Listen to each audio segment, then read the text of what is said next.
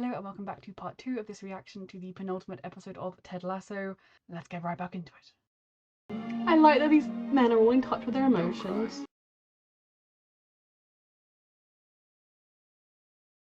Yeah. Oh, please get back together.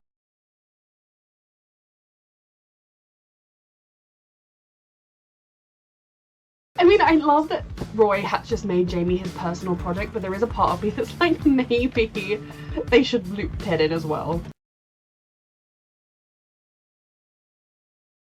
She's being so like surreptitious and Roy's just walking. Well, there's no other tunnel, is there? He knows they're following, right? And it's like... Jamie Tartt. Can't lose Jamie Tartt. Aye! Fucking Yeah. hell. Why are you following me? Trying to make sure Are you buying drugs? Is he going home? Come on. Hello, mummy. Okay. Mum City indeed. I'd like to introduce your tequila and this hairy prick's Roy. She was quite young when she had him, I'm guessing. Oh, it's lovely to finally meet you. Not that I can work out age. Oh, there they go. Right, who wants some sweet treats? Well, it seems like the mum's made a better choice in a kinder choice in man this time around. It's blonde, but I'm like, it's fucking walnut mist. Oh my god. Yeah. What do you think? Because like in a way, like obviously it's lovely how much his mum clearly loves him and like all the pictures and everything, but it almost feels like growing up, or at least like recently, so I assume growing up, he had one parent like tearing him to shreds, making him go be a man, and then the other parent holding him up like, you're perfect, you're wonderful, everything you do is perfect.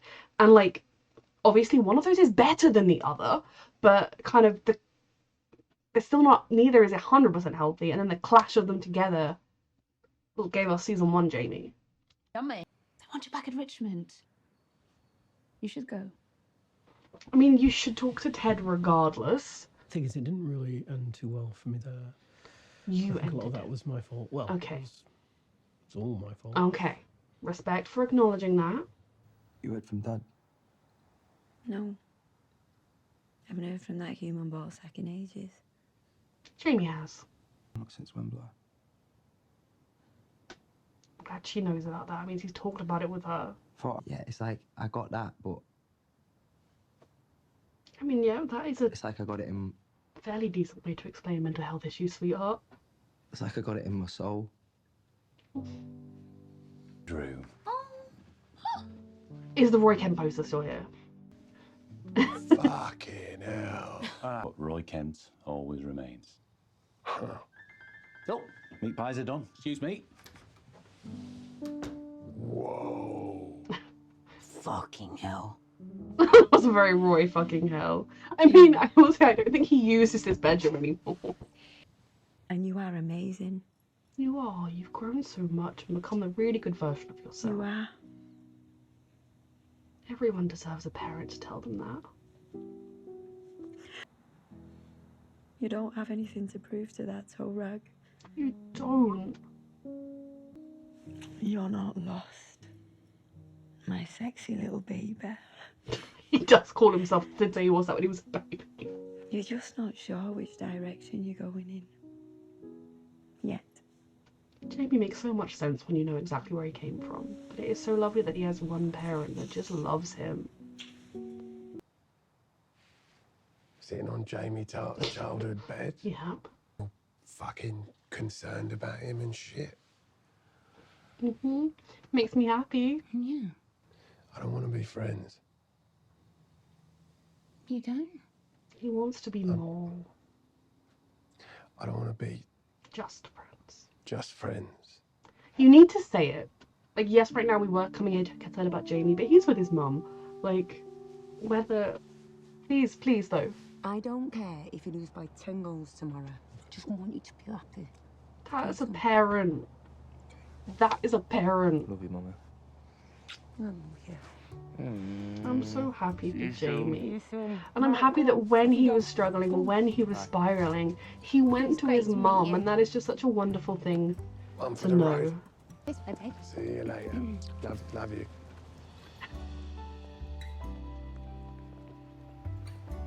And she must be happy to know that he has these people that care about him enough to look out for him when he was struggling as well. makes me happy. Like, their trio. I'd watch a spin-off that was their trio. I mean, I wouldn't. I'd miss everyone else, but you know what I mean. And workout technology like yoga mat clubs and improvised murder mystery dinner theatres. And of course, the trip wouldn't be complete without heading to Etihad Stadium, home Manchester. Sweetheart, it's okay. She made a choice. She technically could get a train up to Manchester right now if she really wanted to. I'm so anxious about this. I want them to win so badly. For so many reasons. The City faithful letting Jamie Tart know how they feel. Let it make you stronger. Let it bolster you. Let it bolster you, sweetheart. At least his dad doesn't seem to be visible in the crowd wherever he is, if he's here. I'm just like, this is a real fucking football match. I mean, I'm actually more anxious. Be you. Complimentary notes. Oh, a nifty move finds Bumbercat. The Swiss crosses to the far post. Hughes! The match has barely begun, and the Welshman fires the Greyhound. That was such a brilliant move of the three of them. I might cry. Please let this end well. I mean, I'm proud of them even if it doesn't, but what's wrong? Higgins? Leslie, what are you doing? I'll celebrate when the final Okay, whistle's no, blown. that They is wanna move and jinx it. 100% Okay. understand. Hey. Here we go. Oh. Time approaches and the Premier League title remains undecided. Like, my insides feel like they do when I'm like watching England in like the World Cup final, like semi-final, whatever. Like, that's how tense I am about this. But I'm almost like more tense because I deeply care about these men. Jamie Tart continuing to target Richmond's number 9. Case in point as Tart is knocked off the ball. Red card. Foul at least.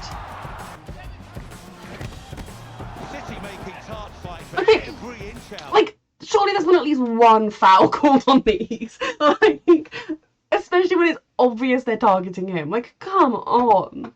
I know often, like, the star strikers will often get, like, targeted, and in a situation like this, they'll get targeted. And, like, Jack Grealish, who, like, his, like, socks on his ankles and his hair is based on, he's often targeted. Like, he was the most fouled player in the Premier League one year. But, like, give some of these fouls, please, ref. Tough crowd, Jamie Tart. Tough I'm just crowd. glad it's not his dad. We're in the 60-minute mark. Richmond. Why do I watch fictional sport? It's bad enough watching real sport. Divalani has an open goal. No, Jamie Tart soars to clear the danger. Oh no, is he injured? Looks like Tart is in quite a bit of pain. You can ill afford to play with. Like, genuinely, like, if it's something that can just be walked off, great. But, like, if it hurts, if you were injured, get off the pitch. I don't care. I know that you don't want to. I know you want to make a point. I know you want to be irritated. But no one should make their injury worse by keeping playing. Okay, I'm fine. I'm fine. Not Jamie, it's okay. some distress and may require attention. Oh my god. It's okay. Alright? Even if he has to go off now, which it kind of seems like he does, I'm proud of, I mean, I'd be proud of every single player on this team regardless of what happens, okay? But, like, he scored, well, he didn't score the first goal, but he set up the first goal. He saved that goal. Like, he's already done 1,000 times brilliant playing. Like, he's distracted half the City players because they're too busy fouling him to worry about trying to win. Looking for the equaliser. And Oriano Oh. shoots. Van Damme is there. Oh. I thought that third one hit his face. Personally, I'm fine with him playing her. I played her all the time. You can't walk upstairs. Uh-huh. Let me go check. All right. Roy, there's a reason your career was ended with injury. What you looking for up there, Jamie? His dad. Looking for my dad. I can't find him. It's freaking me the fuck out. When was the last time you saw your dad? Wembley. Good. Y'all talk since then? Nope. Good. Thank you. No, Jamie, sweetie, you have Jamie, you don't owe him anything. motivating you like it used to. It might be. Ah, fuck that. I ain't giving him that. No, you ain't giving. I mean, forgiveness is something you give yourself more than the other person. But I also don't think we should rush Jamie into it. Like, I think he's maybe getting there, but forgiveness is something that helps you heal.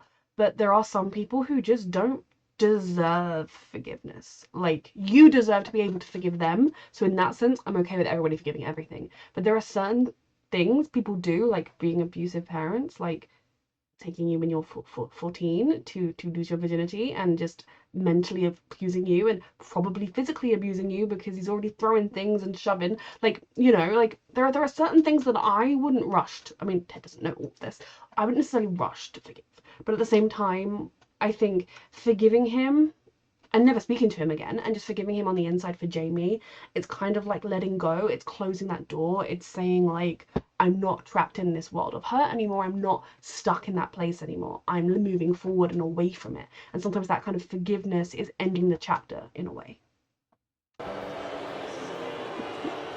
Okay, that's Jamie smiling at him. Come on. Fucking go. Come on, Jamie. That is Jamie Tart. And he makes sure he lets the City fans know all about it. That's what I like to see. This has been in my head. The curse of liking this show is having Baby Shark in your head the whole time. Inside. And again. Oh, he's untouchable.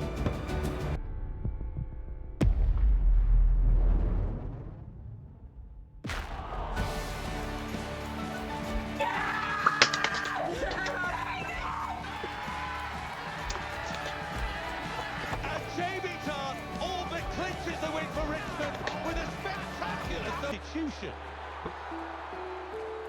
Yes, he's limping still. Attaboy, Jamie. He got the end on his own terms as well. Tart makes way. And So I don't know if the clapping is annoying while I'm reacting. City supporters, visiting player who is also one of their own. You don't hear this every day. It's really sweet. For Tart, Italy. Oh my god. Oh my god. He's gonna be okay.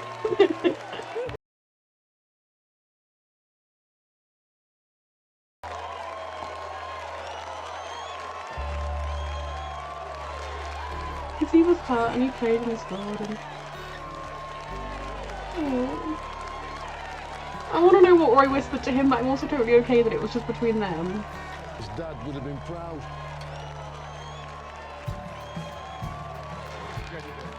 Is his dad dead? Dice on top Oh. of this, and the team His dad's in rehab. into the box, but again Van I mean, like, good, but I don't feel like, okay. Like, I mean, alcoholism is obviously a brutal thing, and he did appear drunk pretty much whenever we saw him. But at the same time, and so, like, forgiveness is wonderful, and, like, not just assuming the worst of people. And I feel like of all the characters in this show, there are two who I feel like have been very black and white, and that has been Rupert and James Tart. And so, like, presenting a kind of, oh, he was drunk the whole time, but, like, just being an addict doesn't excuse everything. Like, the few times Jamie's talked about his dad, the way he's talked about him, and the words he's used and the things he's put into Jamie's head as a kid, the fact that he only turned up when Jamie was getting good at football and then proceeded to be like, oh, be a man, don't be a pussy, and all that kind of stuff, not to mention the Amsterdam stuff, and then the times when we've physically seen him, you can't just explain that away with, oh, he's an addict, it's okay. So I still don't want him in Jamie's life. I would be okay if at some point Jamie had some kind of a thing where his dad apologized and Jamie could be like, okay, I forgive you now, like, that's it for the relationship. Like, I would be okay with that. But I don't think, like, I mean, again, there is, like, what, 20 minutes left in this episode, and then another one more episode, and then potentially no more Ted Lasso. So I don't know if there will be time for any of this, but my biggest fear with plotlines like this is media loves to push the whole, you have to forgive them because they're your parent, and you have to have them in your life because they're your parent. And there are some things parents do, you don't have to have them in their life and you don't owe them anything. And I truly believe Jamie's dad is someone that is owed nothing at all. He was not there when Jamie was young, then he turned up and he at the very least emotionally abused him, probably physically abused him, sexually abused him, obviously not personally, but like the Amsterdam thing was pretty bad. Like, he doesn't need him in his life, he doesn't owe him anything. It's not like he was a good dad and then he'd get drunk. He was just terrible. So yes, but regardless, they won. They beat Man City. Chris, they could win the whole effing thing. Sorry for the almost fruity language there. Whether they win it or not, I don't fucking care. I'm so proud of them. Just help these guys be the best version of themselves on and off the pitch. This at the end is the most important thing. Oh, that's philosophy. I hope that's Pep Guardiola's real philosophy.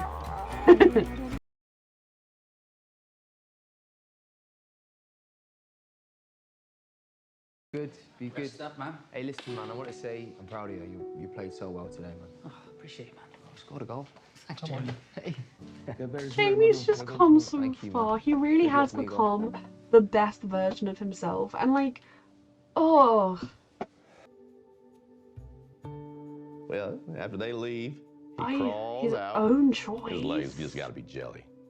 None of us are judged by the actions of our weakest moments, I mean, I do respect that. by the strength we if we're ever given a second chance. I do respect that. But my issue with Nate is that he All right, have fun tonight. didn't need to go down this path. Ah. Jamie, my darling. You don't owe him anything. Like, if he talked about it like there were times when his dad was great, and like there was huge stretches of time where his dad was great and he had the best dad ever, and then his dad would start drinking again and things got bad, you could understand more. But he's literally only ever mentioned his dad in a negative light.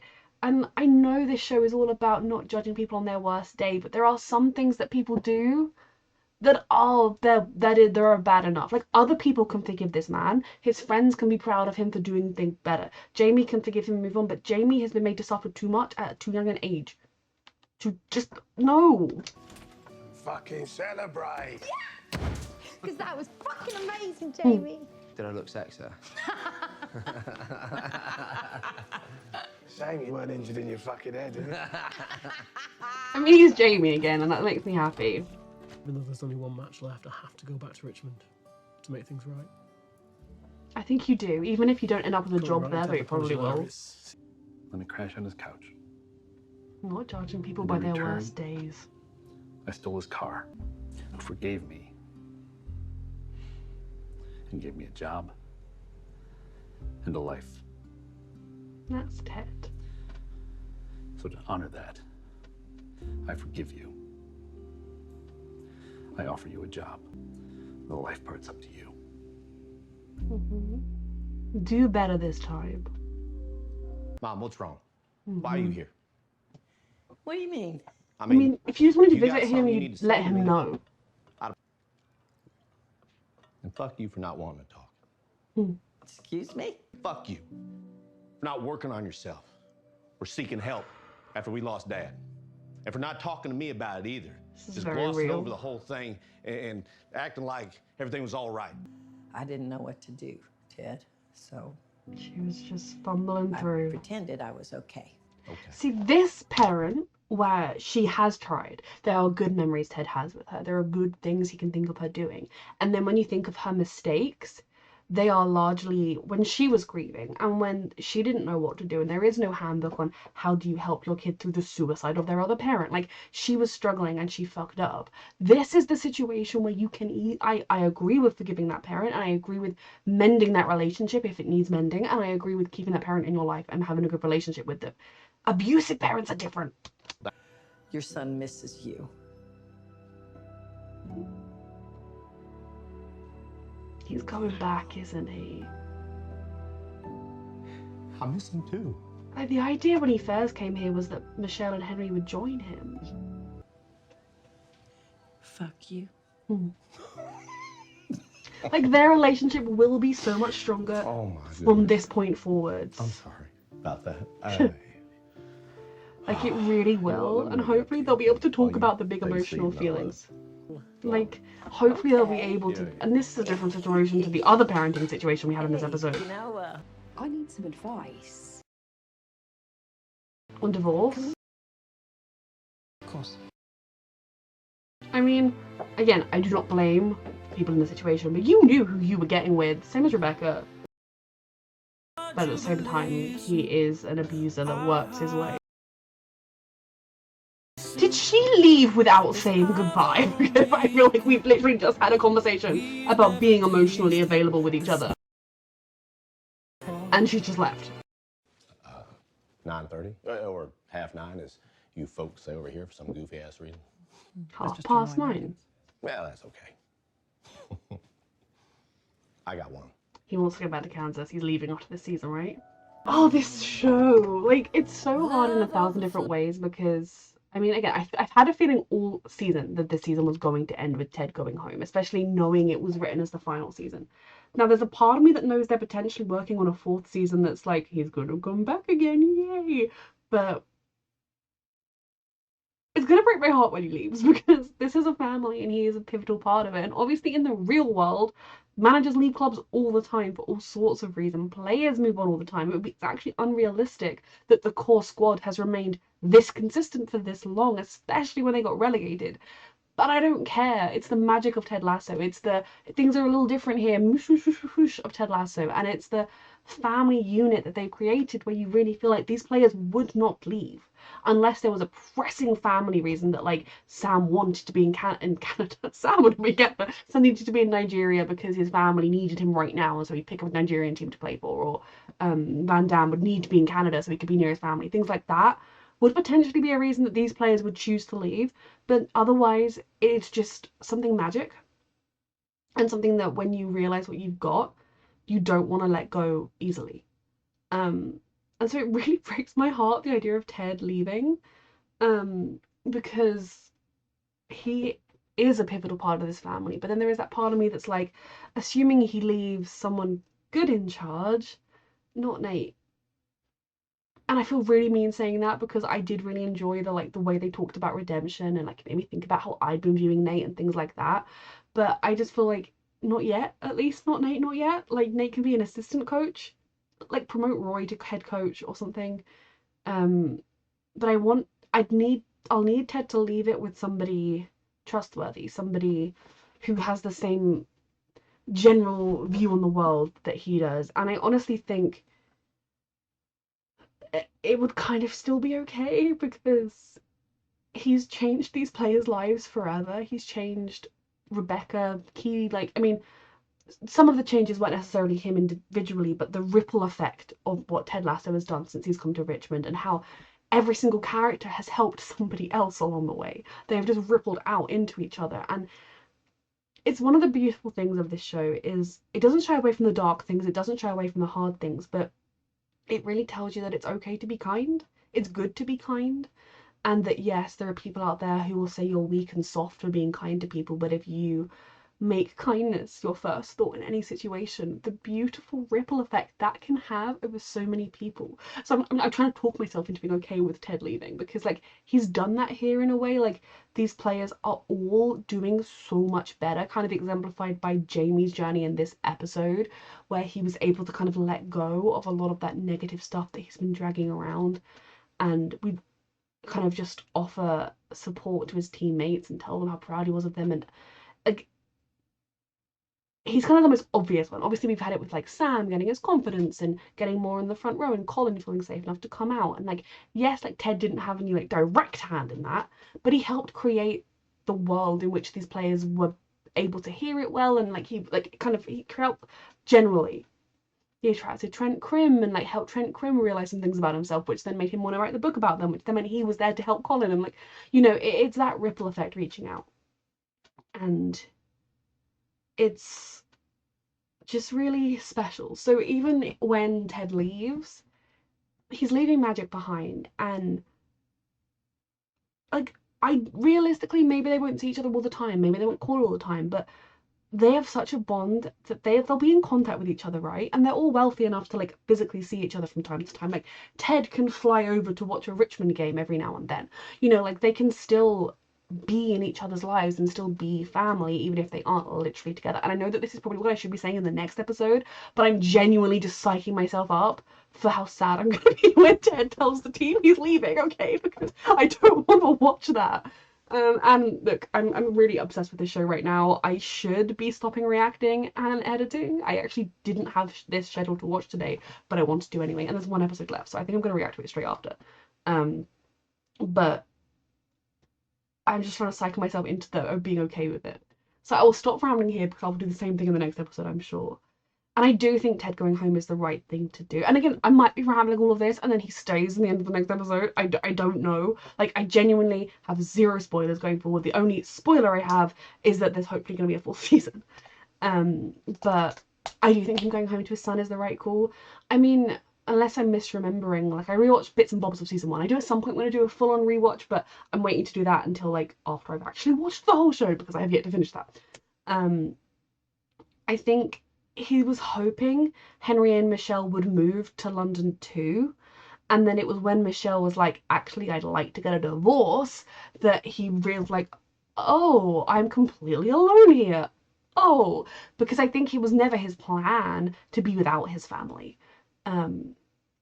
So maybe in season 4, Henry will move. Maybe he'll get back with Michelle even. They kind of seem to be hinting at that. Or regardless, that Henry will move with him to London for whatever reason. Michelle will be like, I need to go and travel the world for a year, so take Henry. I don't know.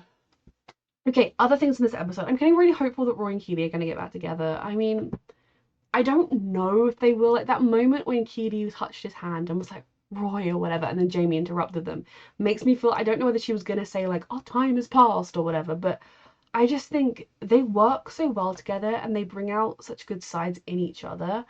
And when they were together before, I don't think it was great timing with Roy, where Roy still had some more work to do on himself. And I do think he could have stayed with Keely and done the work, but at the same time, maybe it was a good thing that he separated himself from her so that he could, like, not drag her through that work with him in a way.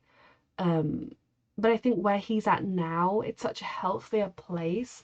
And in a way, watching how much he cares about Jamie and the team, and how, like, he doesn't just care about Jamie as in, like, I need the little prick to go and score some goals next week. He cares about him. Would actually make me like him more. I mean, it does make me like him more as a person. Like, Jamie and Roy are my favourite characters, closely followed by Ted. Like, how the fuck is Jamie Tart one of my favourite characters? But anyway, like, as Keely, I would be like, oh yeah, no, I really like him. I think he's done really well. He's come really far. But at the same time, he did hurt her, and I'm okay if she's like, I don't really want to revisit that right now. Regardless, I want to be friends. But they're getting back together, right? Because if they don't in this season, season 4, surely they will.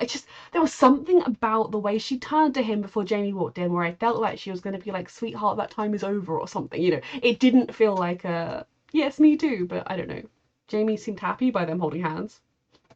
I would say Jamie's like their adopted son, but the age-wise that is weird, and previous relationship-wise that is weird. But, like, you know, they're kind of like his big siblings hanging out looking after him. He'd be happy for them to be together now, which I really enjoy. Okay, so speaking of Jamie, why not? My favourite part of this episode was that we really got to delve into Jamie Tart and what makes him tick. And then my least favourite part of this episode was him texting his dad. Now, in a way, from a Jamie point of view, I'm so proud of him for being able to text his dad. And, like, I'll talk about other stuff. Like, that makes me proud that he was able to let all the hurt go and just message his dad. But the part of me that is like, no, Ted Lasso, like, your message of redemption and your message of giving people kindness and the benefit of the doubt is brilliant. But the last contact Jamie had with his father was his father verbally abusing him and his team in front of his team, shoving him, and then when Jamie finally fought back, getting up, laughing, saying, gave you that one for free, huh? Gave you that one for free. What? No.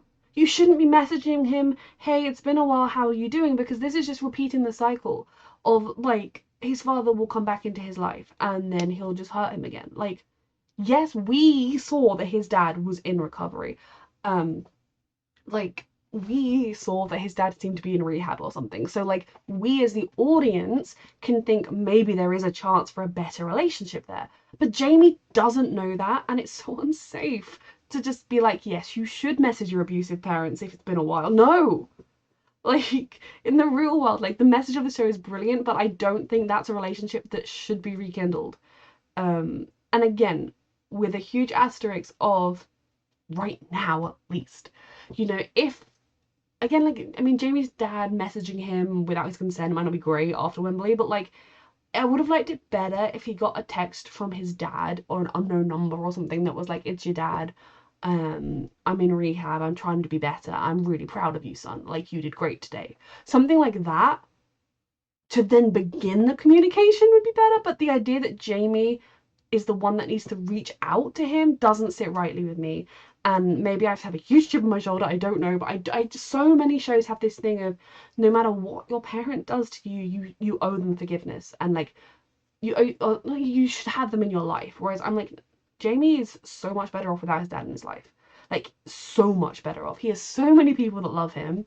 It's not like his dad's all he has in the world. Like, he literally has so many humans in this world that love him. And all his dad has done is brought him pain. And I know he was like, I'd say thank you, which I guess because it made him strive and fight to be stronger and better. But that's not it. Ted should have said, well, I don't think you have to thank anyone but yourself for your hard work you've done. Like, you know what I mean? It's not a way I like the world. Like, a thing I think you should be putting out into the world is, if a parent has been abusive to you, you should forgive them and then welcome them back into your life. Because yes, his dad seemed to be doing good in rehab and genuinely seemed proud of Jamie, and that was nice. But is this the first time his dad's ever been to rehab? Is he going to start drinking again in 6 months and, you know, start screaming at Jamie again? Like, who knows? Hopefully not. But I think that isn't a relationship that should be forced. And yes, it shows you how sweet Jamie is that he wanted to check in on his dad. But I honestly think if any kind of relationship is going to form there, it should take place slowly, with his dad doing a lot of apologizing for how awful he has been to Jamie's entire life, or at least the half of it he's been present in. So yeah, that didn't sit fully right with me. Now, Jamie breaking down in Roy's arms about basically being depressed. Like, I know that they were kind of playing that scene as funny, and then like ultimately it wasn't necessarily depression, it was just not really knowing what's driving him forward anymore. If anything, it was, I mean, recovery, mental health recovery and healing and all that kind of stuff is not straightforward, and it can sometimes be hard to kind of be healthier and be better when you realize that like the thing that was holding you up was that anger, was that drive, like that was your drive. But essentially describing to Roy symptoms of depression, like anyone who's got mental health struggles, the way Jamie was describing that, you know, yeah, felt quite close to home. And then the way Roy was just like, I need to help him, I'm not good with emotions, Keely. And then Keely, bless her soul, was just like, hey, I think these are all the things you should be stressed about. And he was like, oh my fucking god, I am. And I think something that makes me happy for Jamie in general is that when he was feeling this kind of way, he went to his mum because he knew she'd be there for him. And she was, because we've heard of his mum, and like in the first episode in season 1, whichever episode it was, where they were with the ghosty spirit or whatever, and he was saying how like my mum got me these boots, and like, you know, she doesn't really care about how whether I will or not, she just wants me to be a good lad, and I don't think she'd be proud right now or whatever. I watched the ghost scene the other day. I just randomly memorized lines. Like, I went through like watching kind of big moments, and I was like, I'm gonna do a proper rewatch at some point later. And so like that was kind of my first moment of being like, maybe there's more to Jamie. That scene, and then obviously when he reveals about his dad, who he's, oh, we should forgive him now, it's not his fault. But knowing that he could go to his mum and his mum would be there for him, everyone deserves to have at least one parent, if not two parents. Everyone deserves two parents, to be honest, but everyone deserves to have that person there for them that just loves them. And you can see how when he was kind of struggling the most with it all, having in one ear his dad saying, you're weak, you're soft, you're nothing, you gotta be a hard man, yeah, don't pass to anyone, yeah, they'll let you be the best, yeah, or wasn't good enough, Jamie, yeah. And then in the other ear having, oh, my beautiful sexy baby, oh, I love you so much, oh, you're perfect, you're wonderful, would mesh and give you season 1 Jamie Tartt, especially if you add in natural talent like an arrogance, which I think every young successful footballer will have. Yeah, that's season 1 Jamie Tartt right there. I see him. And that doesn't mean his mom's done anything wrong. It just, you can see how the two things meshing would work. But I was really glad that he was able to talk to her and that she was able to give him the advice he needed and to kind of be there for him. And if anything, and this might sound like such a weird small thing, but the fact that when she asked him when the last time he'd heard from his dad was, and he responded Wembley. Like, he told her about what happened at Wembley, because that just tells me that he has healthy communication with his mum about this issue, and that makes me so happy for him, because we didn't know. So that made me happy. And Roy and Keeley being so concerned about him, they stalked him, made me happy. And then them being in his childhood bedroom with his Roy Kent poster, and it just made me happy. I mean, I will say the Keeley and Jamie romantic relationship, I do get weird vibes from Keeley over, because he was like 23, and I don't remember how old she was, but definitely when I was that age, I would not have gone near a 23-year-old. But I do also think that was something Keeley had to work out within herself, was that she was kind of mentally stuck in the same age she was when she first got with a 23-year-old footballer when she was 18 or whatever. So, like, I don't hate her for that, but it's kind of made weirder by the fact that he was potentially a little boy with her on his walls. But no, that just, their whole dynamic, that trio of, you know, Jamie cares about them both so deeply, and he wants them to be together despite still probably having lingering love for Keeley. Though I do think that's the kind of thing where, like, he for the first time was able to acknowledge, I actually felt something, this was actually real for me, and now it will just kind of develop into just forever loving her but not being in love with her, and hopefully he'll find someone else who's lovely and he can fall for, and it'll be very nice for him. But that dynamic, that there's no jealousy there for him when he sees them together. He's just happy for them, happy for the idea of them getting together, and happy that they care about him, that these two people care about him, that Roy Kent, who he used to have up on his wall and probably idolize, cares about him, is so lovely. And then for Roy to kind of, I think if Rebecca hadn't sent Jamie away in season 1, we might have got some more of that unraveling of their, like, relationship and things quicker potentially, because Jamie did share in that ghost exorcism thing, and like you saw all of them, including Roy, kind of looking at him with what he said, like, okay, maybe there is a reason you are the way you are. Doesn't mean the way you are is okay, doesn't excuse the way you are, but maybe there is a reason you are the way you are. And so going forwards, they might have been able to kind of have a slightly different way of treating him, but then obviously he got sent away, and then he badmouthed them in the press, and like, yeah, like things didn't go great. But definitely the huge turning moment. I mean, there was a slight turning moment between Jamie and Roy when Jamie was like genuinely like, just coach me, like I want you to coach me, and then Roy was like, I'm not gonna coach you, and then eventually was like, just be a prick. Like, there was a slight turning point there, because Roy was coaching Jamie and acknowledging Jamie's skills, and then like when they were on the pitch and Jamie like did his prickish stuff, and then he was like at them, and Roy like rolled his eyes with a smile, like he wasn't annoyed by Jamie anymore. I think that was kind of the beginning of their dynamic shifting. But it really was Wembley, when Roy was the one that hugged him, that Roy really understood, I think. Maybe saw similarities. I don't know how much you've heard about Roy's family, particularly other than his granddad, but he understood Jamie a lot more, and that he's, well, underneath that arrogant bravado, that a lot of that is just who he is, there is also a lot of pain. And I think he understood that for the first time, and then that's how they kind of began to shape their relationship to the beautiful best friendship it is now. I love it so much. But yeah, I loved those scenes so much, and I'm really glad we got this kind of Jamie-centric part of the episode, because a lot of the rest of the episode, like, it wasn't just like a Jamie episode. And like the crowd booing him, oh, they would. Like, often you'll be watching it and you'll be like, oh, now, yeah, the ball, yep, that's why they're booing him. But I think the beginning he was something a little unsure, and all that, boom, I don't know what to do about it. And then like he did some brilliant stuff. He set up the first goal with his brilliant tactical mind.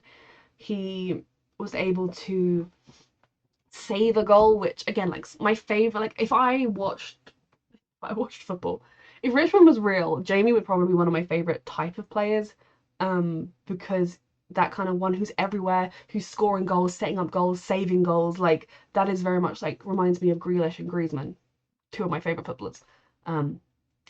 So I probably would really enjoy his football, but just doing so good, and then getting injured, and kind of, I like that Ted gave him the chance to go back on, but there is that part of me that's like, he's injured, like rest that ankle, like don't make it worse.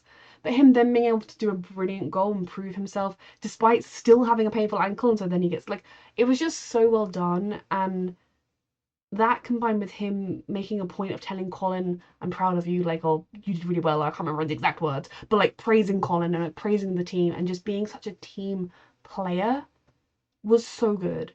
And then like Manchester City fans applauding him because they were like, okay, wait, you got taken out, you're still in pain, and you just did that fantastic goal. Yeah, like actually we remember you're one of us. But no, it's not really easy. He's Mancunian actually, so yeah. It was just very, very well done, and I'm sort of assuming, given that the next episode is the final episode, that that's sort of like an ending to Jamie's journey in a way. Like, it'll obviously be in the next episode, but we've kind of explored his character growth, and we've kind of left him in this place where he's gonna be like, I really had this moment, I think I even said it out loud, where I was like, he's gonna be okay. Like, it's gonna be okay. And that just makes me really, really happy. Even if I think there's a degree of like, there are some people that shouldn't. Like, next up, Rebecca's going to be texting Rupert, hey, hun, worried about you. How you doing? Want to meet up for drinks? Like, there are just some people that you don't need. You can move on from, you can forgive them, you can release their negative energy. But there are just some people you shouldn't invite into your life. And in saying that, like, a child should let their abuser back into their life is the same thing as saying a woman should let her abuser back into her life. That's not a thing. Anyway. So Roy, fantastic coaching in this. I do think coaching Jamie has helped him as a human and as a coach kind of evolve a little bit.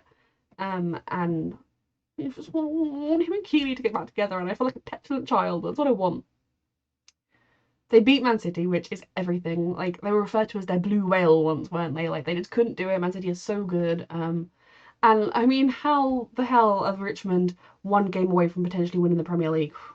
The best Premier League seasons are the ones that come down to the final game, because like, the tension. Sometimes, like, often, 3 weeks of like 4 weeks before it's decided. But it's gonna be tense next week, and I see it's so hard because there's a part of me that's like, narratively speaking, they're gonna win, because that is just like, yes, oh my god, like, what an uplifting way to end the end of the roller coaster.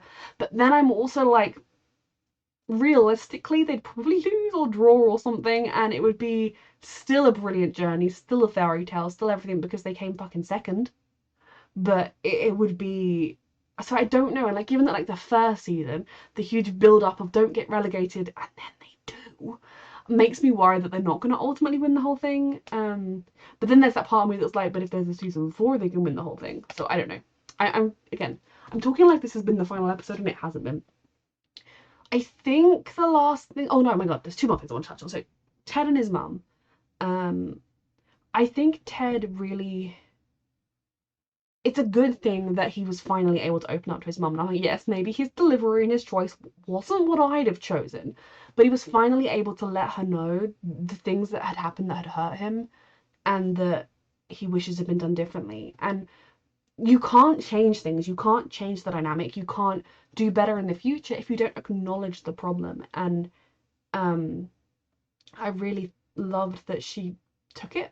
I mean, not that she took it, but like, she didn't kind of go, no, that's a bit ridiculous, Ted, I didn't do that, I was always talking to you about it. Like, I don't know why she'd had a very British accent, but she just was like, I'm really sorry to hear that. I didn't know what to do. She was just honest. And I think, as someone who is a parent himself, as someone who is an adult, as someone who understands his mother was grieving, she was trying her best, I don't think he holds any resentment towards her. And I think they will be so much healthier going forward, because they have had the difficult conversation, because they're not going to be dancing around the hard truths with each other anymore. They'll be able to say them to each other, and hopefully that's going to help Ted in general say the hard truths. Like with saying to Rebecca, I presume I'm going back to Kansas at the end of this year, and I don't want him to go. It's fine. Just go to Kansas, kidnap your son, bring him to London. He's less likely to get shot in a British school, so it's win-win. So in general, like, I knew something wasn't right with Ted the moment he saw his mum. In general, I think like surprise visiting people is weird. Like, let them know you're coming. A, so they can be excited about it. B, so they can like get stuff set up for you, buy in that nice food you like. I don't know. But I'm glad for Ted where they left things. Then we have Nate, who I talked about a lot during the episodes. I probably won't talk for too long here. I say, as this reaction is approaching an hour and 54 minutes. Oops. But in general, I agree with everything the show is doing, and I probably have been too harsh on Nate at times. But like I said during the reaction, it's the fact that he went from sweet guy, bit like insecure and kind of being bullied, to being a really horrible version of himself, that I'm like, you didn't need to do that. You had all the tools set up for your success. You had everything given to you that would make you a good version of yourself, and you chose to become the worst version of yourself. That's my biggest sticking point with Nate. So while I do like him tentatively, which I didn't think I'd be saying again, and I do respect that he is choosing every day to be the better version of himself, he'll never be one of my top ones. Like, I don't remember if he ever was, but I feel like I used to really like him. Now, I love Nick Mohammed. Nick Mohammed's great. But, like, Nate can kind of just, I guess he's coming back to Richmond. I need him and Ted to talk, which obviously will happen in the finale. But I'm happy for him that he's made this realization. I'm also happy that he didn't get mad at Jade for getting him fired. He just saw it for what it was, the shove he needed to do what he needed to do. Though I also don't necessarily think waiting until the end of the season and then maybe dealing with it would have been the worst thing in the world, like waiting a few months. But to an extent, you can always come up with another excuse. Well, I can't go right now because of whatever reason. And obviously, if Ted is going to leave the country, then that wouldn't be so great. So I did enjoy that, and I enjoyed that the team was okay with having him back, especially after they're like, oh, we're gonna kill everyone at West Ham.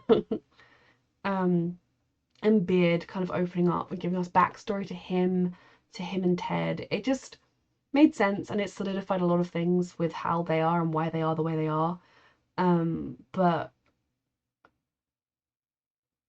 it explains Ted and Ted's level of forgiveness, but sometimes I think Ted might forgive a little too free. Like, if Ted had an abusive parent, Ted would just welcome him back into his life every time, and that's not healthy or good. But he's still a role model, and this show is just still aspirational for how the world should be, and inspirational to all of us who watch it. So I will hope that Nate apologizes to Ted, and it's not a case of like season 1 Rebecca, where she apologized and then he went, I forgive you. Like, let Nate actually do his apology before you forgive him. A very good episode. Thank you so much, Pamela, for sponsoring, and thank you for watching.